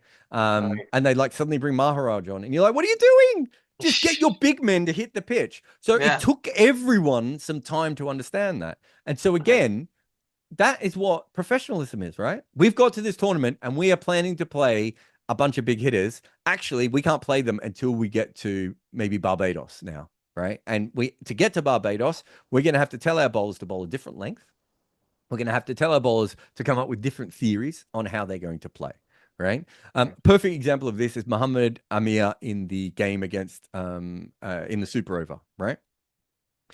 I understand 100% from an analytics point of view what he was trying to do. The bigger boundary was to the leg side. The smaller boundary was to the leg side from his end. He was bowling to a right-hander, so he's trying to bowl as wide as possible, angle the ball away, right? At what stage in the Super Over against the USA? Okay. He was bowling wide. At what stage when you've bowled 4 wides and your wicketkeeper can't catch any of them, do you stop? Right? And that is, you can come up with the best theory in the world. If I was an analyst, I would have said, hey, Mohammed, what I want you to do now is bowl really, really wide as much as possible, and make sure that they can't hit the ball to the leg side, right? Right. Halfway through that over, you have to stop doing that. And you have to be flexible. And as we said before, is Pakistan flexible in their thinking in limited overs cricket? No. They're not. They come up with a plan, and it either works, and they look like a really good team, or it doesn't work, and we all sit here and we say Azam Khan is the worst thing we've ever seen in our life, right? And that is not how you should be thinking about professional cricket teams. Azam Khan was being sent in on what's Azam Khan's first class average? Is it like 25, 30? Like, he's not Kane Williamson, is he? So the minute you saw those wickets like that, you had to think, oh, okay, maybe we have to think about this differently now. And that is what, I say World Cups are problem-solving events, right? And that's how you have to do it. And that was what India did was a perfect example of brilliant problem solving, when in previous World Cups, that's what they hadn't been doing. But in that World Cup, what India did was they problem solved all the way through, and they thought about what they were doing, and they tweaked it and they made sure that it worked, and everything went exactly the way they wanted to. The teams who didn't problem solve, Sri Lanka, Pakistan, right, really struggled. Yes. And that's what you have to be able to do. My argument about selecting Azam was that, let's suppose he has scored 50 runs and now he's playing with a number 9 or number 10. He hits a shot, it's a 6, then he hits a shot, he needs to get back to the strike. He gets 1 and he's at the non-striker end. He can't get there. So he cannot take the twos, he's saying. And one more thing. I get you. The Champions Cup, we just had a Champions Cup. The first match, there's a guy named Abdul Samad. He scored 25 balls, 65 runs, and at the same position, number 6. And his age is same as Azam Khan. So that comes to your point about the structure of Pakistan cricket. Yeah. He was not even in the picture. He was not even in the picture. Because no one knew about him. No one knows about Abdul Samad. I would say that's blaming Azam Khan for not being good, which is what Pakistani fans did, and you guys probably did on this podcast, is not helping you, right? He was picked for a specific role, and when he got there, that role didn't exist anymore, and he wasn't. There was nothing he could do to overcome that, right? That's not his fault. That's like picking a spinner when you go to India, and India put out all green tops. It's like, sorry, you can't bowl now. Okay. We're going to have to pick our seam bowl. Right. But to get back to your other point about the 6s and the 1s, and I'll finish off here because I've got to go now. But I'll finish off with this. You say when he's batting with the number 9 or number 10, and you're worried he might not get back for a second run, but he's just hit a 6. If he's batting with a number 9 and number 10 and he can hit 6s, I'm not too worried about whether he can get 2s.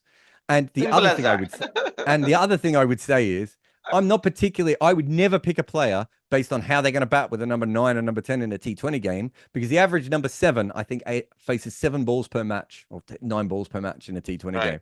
I ain't worried about how he bats with the tail in that particular situation. Right. In general, I think you can only hide a couple of Azam Khans, Rakim Cornwells, Lizelle Lees, those kind of power hitters. But, Lizelle Lee, the South African player, I was at Leicester. Leicester is, I think, one of the biggest playing surfaces in world cricket. It's a massive ground. And Lizelle Lee hit a 6 there in the Women's World Cup that went over the fence. No pissing about. All right. Didn't go over the stupid little ladies' boundaries. It went over the fence. Right. Hey. I then went to the MCG about a year later and I watched Lizelle Lee again put a ball into the MCG crowd. Right. Oh, okay. Right. I'm not worried about whether she can run 2s, mate. Do you know what I mean? There aren't many players that have that ability, and Azam Khan is one of those. Now, there are other issues within his cricket, like his wicket keeping is odd at times. Let's be honest. You know, there are some other bad wicket keepers around the world. Nicholas Pooran's wicket keeping and KL Raoul's wicket keeping. We could have, you know, we could go in, but he offers you in a squad the ability to change your squad because you have a second wicket keeper, right? He then gives you six hitting in a country that, let's be honest, since Shahid Afridi has not really been about the six hitting in an era that have a look at India the other day against Bangladesh. Close your eyes and imagine how Pakistan could do that. They can't, right? They can't. Absolutely. Right? Absolutely. I agree. And so you do need to push those kinds of players. But this is the thing, and I understand where you guys are coming from is you guys want them to be more flexible and you want them to attack more. But when they actually get a player who is all about attacking and has a lower batting average, you can't accept that he might not be as good. But generally, to get a player, Tim David is not like a test quality player, right? Right? And Tim David has failed a lot for Australia. But why is Tim David in that side? It's because if you get him to face 12 balls of the last 24 balls, chances are he's going to hit 7 sixes. The right? format He's of not the in game the side allows to him run to play. twos. Yes, absolutely. He's not in the side to run twos, right? He's in the side to just sit there and try and smash as many sixes as possible. But I don't know. I'm going to look this up because I'm now fascinated. My guess argument was is that Tim if David, a person can't pass the lowest barometer of fitness, then he should not be selected for Pakistan team. Lowest barometer. I disagree with that because when you say the lowest bit of fitness, isn't power hitting a kind of fitness in cricket? Isn't strength a fitness? So I don't know how much Azam Khan can bench press, but I know he can whack a ball, right? So if by your thinking, you wouldn't pick Mark Greatbatch or Inzamam al Haq, right? Exactly. Right? And so there, and look, don't get me wrong. I think in general, it isn't.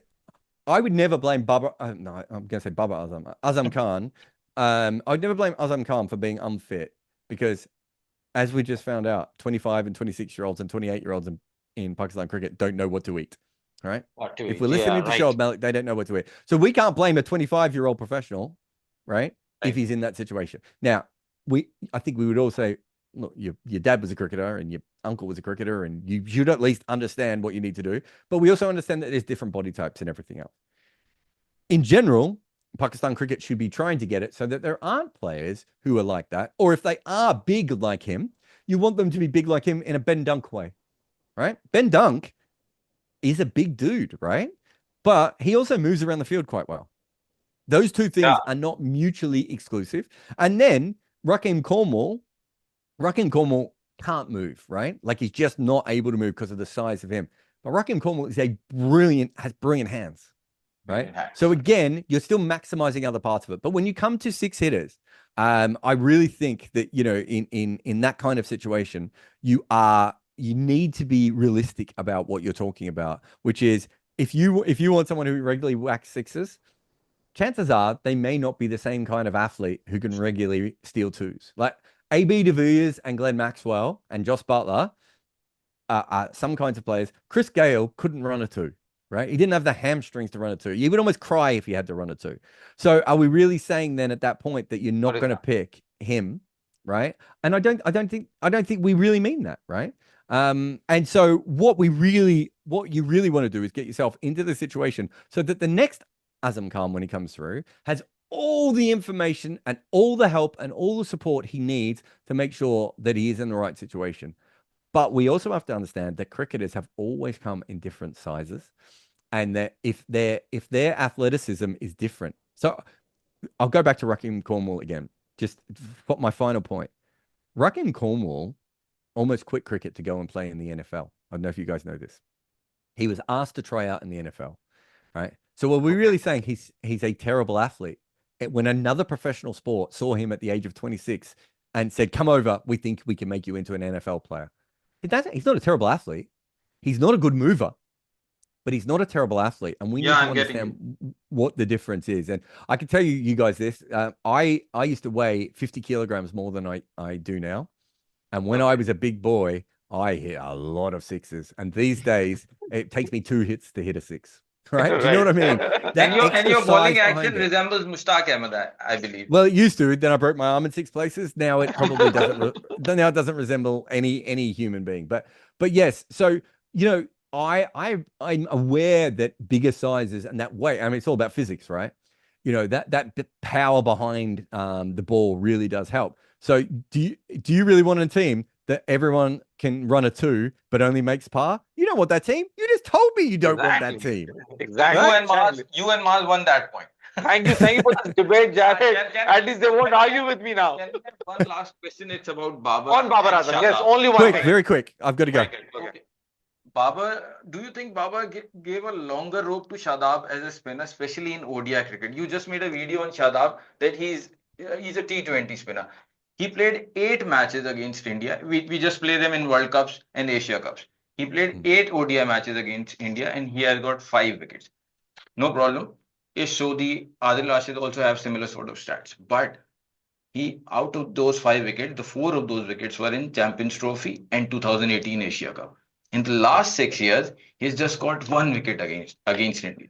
And by the time he's bowling, he's facing Virat Kohli. And by the time he's ending his spell, he's facing Hardik Pandya. He has never ever dismissed them either in ODI or in T20. And if you come to his batting, I sent you a topic. If Pakistan cricket is a wall about to fall, where are the cracks? So if we are just talking about the cricket team, forget the selectors and chairmen or just this cricket team. So what they need to fix? I think their ability to play spin and their ability to bowl spin. Shadab, if you see most wickets in a calendar year in ODI, you'll see number 1 Shaklan Mushtaq, you'll see number 2 Shaklan Mushtaq, you'll see number 3 Saeed Ahmed. Shadab is nowhere in the picture. In a calendar year. And if you see his batting average is 25. And when he faces good teams like India, Australia, it turns into 15. So he's not providing. And then if you see about... Okay, so this is really interesting. So why do you think they keep picking him then? Do you think they think he's a good guy? Yeah, he's a good guy. He's friends with No, that's not why they're picking him. Okay. Why are they picking him? It's exactly... See, this is where I think you guys in this conversation, it's really interesting. You should go back and listen to some of the questions and then some of my answers and then what you say afterwards. You've just told me that Azam Khan can't run a 2 and so you don't want him in the side. Shadab Khan can run 2s. Shadab Khan is the best fielder that Pakistan has ever produced. Right? If you're asking me why they pick him, if you're asking me why they pick him, so when Shadab Khan was a good bowler, and I think you're being a little bit unfair. Shadab Khan was a fantastic bowler until his groin went. Right? There are lots of wrist spinners in the world that have never. Shane Warne didn't have a particularly good record against India, so I'm not worried about Shadab Khan's record against India. They play wrist spin better than anyone else does, right? Yeah. But Shadab Khan is a professional, like from a young age. Diet, training, best weights, fielder, core, fielding, running between wickets, and everything else. Unfortunately, his main skill as a cricketer is as a leg spinner, and his groin is gone. Right now, why he's still bowling with a bad groin would be my conversation with Pakistan cricket, but that would have to line up behind my conversation with Shaheen Afridi's knee, right? But why they keep picking injured players and hoping that their injuries will go away? That doesn't seem to be how injuries work, right? But his main skill is that. But if you factor in what he can do and his ability to bat in the top 6, and you're right, I think he's like a Sam Curran batter, right? He has specific things that he does really well, but he's obviously not a frontline batter. Right. In the field, he is a frontline fielder. And with the ball, when he's bowling okay, he can get you 4 overs in a T20 game, and he can get you maybe 7 overs in a one-day game, right? Those plays are really handy because he does a bunch of different things right. So your conversation here is that the 2 players that are the biggest problems are the one guy who's really, really fit, right? But doesn't have any skills, and the other guy who has skills but isn't any fit. Excellent right? answer, Jared. Excellent answer. And I think this is what is the issue with Pakistan cricket, right? You are still trying to blame the players for not being perfect, right? And it's not just, I have this conversation with Indian fans about KL Roll all the time. And they're like, he's no good, he's overrated. And it's like, well, he's just made 100 in South Africa again. Like, he's not the player you thought he was going to be. And Shadab Khan is probably, goes back to our thing before of, he wasn't quite the player that we were promised when he was 20, right? And when we were 20, we were promised Shahid Afridi level bowling. We were promised the best fielder that Pakistan had ever had. And we were promised probably someone that by the end of his career would have been good enough to bat at number 5 or number 6, right? He's not quite that cricketer, right? And sometimes that happens. Sometimes injuries happen. Sometimes we're the ones who overinflate what this player can be, and he could never be that player. But in a culture where you don't have a lot of professional athletes who do the right thing, who turn up to training on time, who understand fielding positions, who can cut, some of his runouts. If you look at some of his runouts in world cricket, it's like, who else in Pakistan's team could even do that runout? Do that, exactly. Then you understand that is why he's there. And the reason he's there and the reason that Azam Khan are there at the same time is because Pakistan cricket realizes two things at once. They need people who can hit sixes, but they also need what we call in cricket 3-tier players, right? Or 3-tool players, I should say, right? Which is someone who can help with the field, who can help with the bat, and help with the ball. But if you go through the history of cricket, most players who are 3-tool players are usually not particularly good, right? And the reason they've got picked is because they're kind of a little bit good at all three things, right? But they're usually not that good at any other skill. And so they end up getting picked on and everything else. But what he allows you to have is flexibility in the team. There's a little bit also of the fact, and I'm just going to throw this out there, if you had a single spinner who was better than him as a specialist spinner, he might have been dropped more. Like you had a spinner that was so bad at a World Cup that he started bowling medium pace in a crucial game against India, right? Yeah. That's how bad one of your spinners was, right? Nawaz, Mohammad Nawaz. Now look at the rest of the team. Where are all the great spinners? So perhaps if you had, I don't know, if you had a young Washington Sundar coming through, right? Or even maybe a young Tom Hartley coming through, you'd be like, let's just get Shadab out for a little while, right? Okay. These other guys can do roughly the same thing as him, and they're younger, and maybe they can develop in a different way. And you would do that. But you can't do that because you don't have those other players coming through at the moment. And maybe you will. Maybe that's the Champions Cup will do it. It will find those. But when it comes down to it, blaming the players for not being perfect is what most cricket fans do, right? Yeah. If you want to be angry at something in Pakistan cricket, I would not look at Babar Azam. I would not look at Shadab Khan. I would not look at Azam Khan. I would not look at Jason Gillespie or Gary Kirsten or Mickey Arthur. I'd be looking at who runs the game, why they run it, and why it is not as professional as other sides.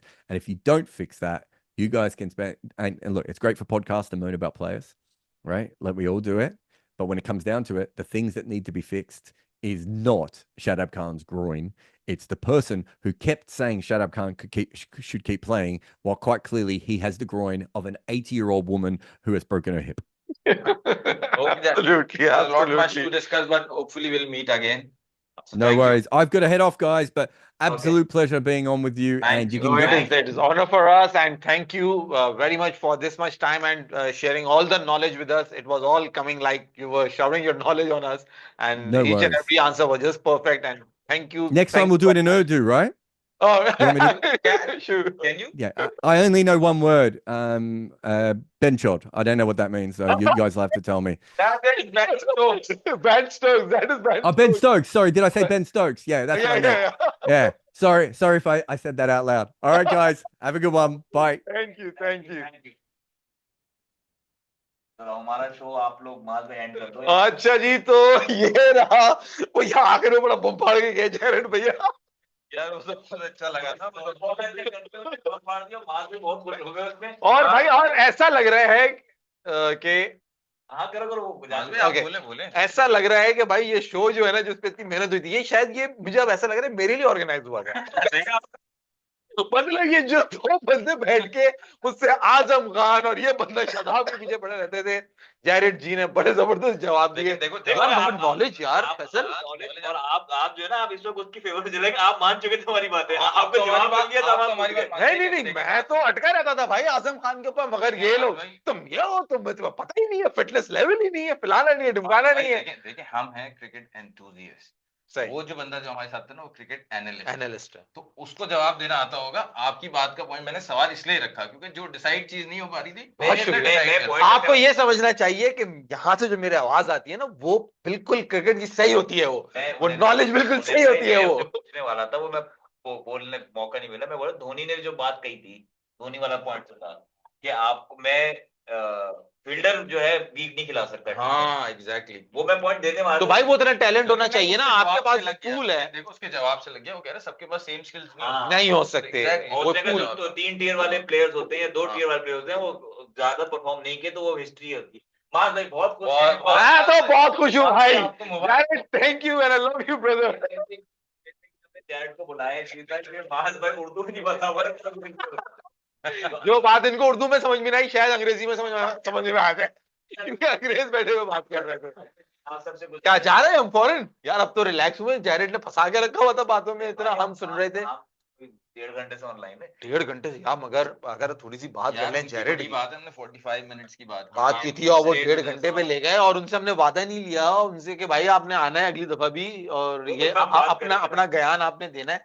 मतलब मगर हुनैन क्या knowledge है यार, I knew it. मतलब कि कहाँ से क्या क्या जॉब, और उसको असल बेस तुम्हारी पता है। जो यहाँ बैठ के मैं भी कहता रहता हूँ तुमसे मास भाई कि असल मसला मैनेजमेंट है, भाई- सुन देगा मेरी बात। आज इन लोगों की जो है ना पर्दे फाश हो रहे हैं, पता चलिए हकीकत क्या है। भाई मास भाई, आप लोगों को याद होगा जब हम कल बात कर रहे थे, नीचे से मैंने बोला हो सकता है आप हैरान हो जाओ कि इसको पाकिस्तान क्रिकेट के बारे में वो बातें पता है जो आपको भी जो आपको भी नहीं पता। ये बात हुई थी। हाँ, बात हुई थी, ये बात यार हुई। हुनैन भाई उसका, उसने कहा ना कि मैं फैन पाकिस्तान क्रिकेट, तभी तो पाकिस्तान की नॉलेज भी है, वो फैन बहुत है Pakistan he is a fan of Victorian cricket first, हाँ। Then Pakistan cricket, then Australian cricket, ये उसने कहा है।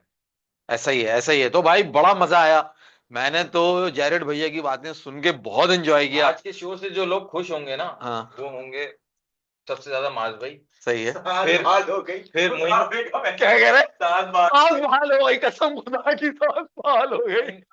फिर सकलैन मुश्ताक, नहीं देखो, शादाब मैं तुम्हें हुनैन, शादाब खान सकलैन अब जैसे कि मेरी बात सही होने लगी, मैं आपको जरा सा एक जवाब अब दूं। आप अब ये बताएंगे अपना अब क्या? आप सुने, अब आप सुने, देखिए हर टीम में जो है ना एक एक वही बहुत प्यास लग रही है। एक प्लेयर की पोजीशन हाँ, होती है। हम तो फैसल प्लीज समझिए, सुन लो, बात सुनो मेरी, अब मेरी हर बात गौर से सुना करो, समझे? पानी पी रहे, चाय पी रहे, ये जागो कहाँ से जागे जब वो अगला बंदा माशाल्लाह खुद इतना बोल रहा है क्योंकि यार वो जर्नलिस्ट है, वो बोलने का आपको मौका कब दे रहा है? वो आपने ये सवाल 125 बना के रखे हुए हैं, 125 जो है ना वो आपने सवाल लिख के रखे थे, मगर मौका नहीं मिला। मगर बात ये है भाई, शो पे बात ना करो। अच्छा शो पे यार बात नहीं करते, चलो ठीक है। मगर अपने ही लोग बैठे हुए हैं सारे, कोई ऐसा वो नहीं है, हमारे अपने व्यूवर्स हैं और आने वाले हैं। लंबा हो चुका है शो लंबा हो चुका है, 1.5 घंटा हो चुका है। तो भाई अब ये है कि इंशाल्लाह कल मुलाकात होती है। आप लोग ये बताएं कि जैरेड के साथ फिर से हमें शो करना चाहिए तो कौन से किस टॉपिक पे करना चाहिए, ये सवाल आप लोग भेजें। हाँ, सवाल तो हमारे पास वो बहुत है। depend बाबर के करता है। बारे में मुझे इतनी बात करनी थी जो इन्होंने आजम के अंदर घुसा दी सारी बात, मगर वो अच्छा हुआ, वो भी मैंने क्लियर हो हो गया बात। गया, आजम फैसल को सवाल दिया तो उन्होंने बहुत बाद में ऐसा नहीं उसने, मगर उसने 15 मिनट आजम पे खींच दिए यार। उसके अलावा उसने जो इतनी बातें बाबर आजम के ऊपर शुरू में किया, शुरू में जाके आपसे सो गए थे, शुरू में बहुत आप बात बहुत किया हो गए उसने। थे यार नहीं, मुझे वो उस वक्त फ्लो नहीं बन रहा था। बड़ी एक इंपॉर्टेंट बात किया आखिरी में जाते हुए, उसने कहा पॉडकास्ट में बात करने के लिए बहुत अच्छा है, जब तक अमल नहीं होगा तो कुछ नहीं होगा। तो कुछ आप नहीं लोग होगा। मैं ऊपर, और आपकी तोपे गलत जगह है, प्लेयर्स को बोल रहे हो जो रन कर रहे हैं क्रिकेट उनको बोल रहे हैं ना, बस पहले दिन से रो रहा हूँ भाई, मैनेजमेंट का मसला है, मैनेजमेंट का मसला है, मैनेजमेंट का मसला है। लाइक करें और वीडियो को लाइक करें, सब्सक्राइब करें और देखते रहें चार होशियार। इंशाल्लाह कल फिर मिलेंगे। Thank you, Allah Hafiz. Allah Hafiz.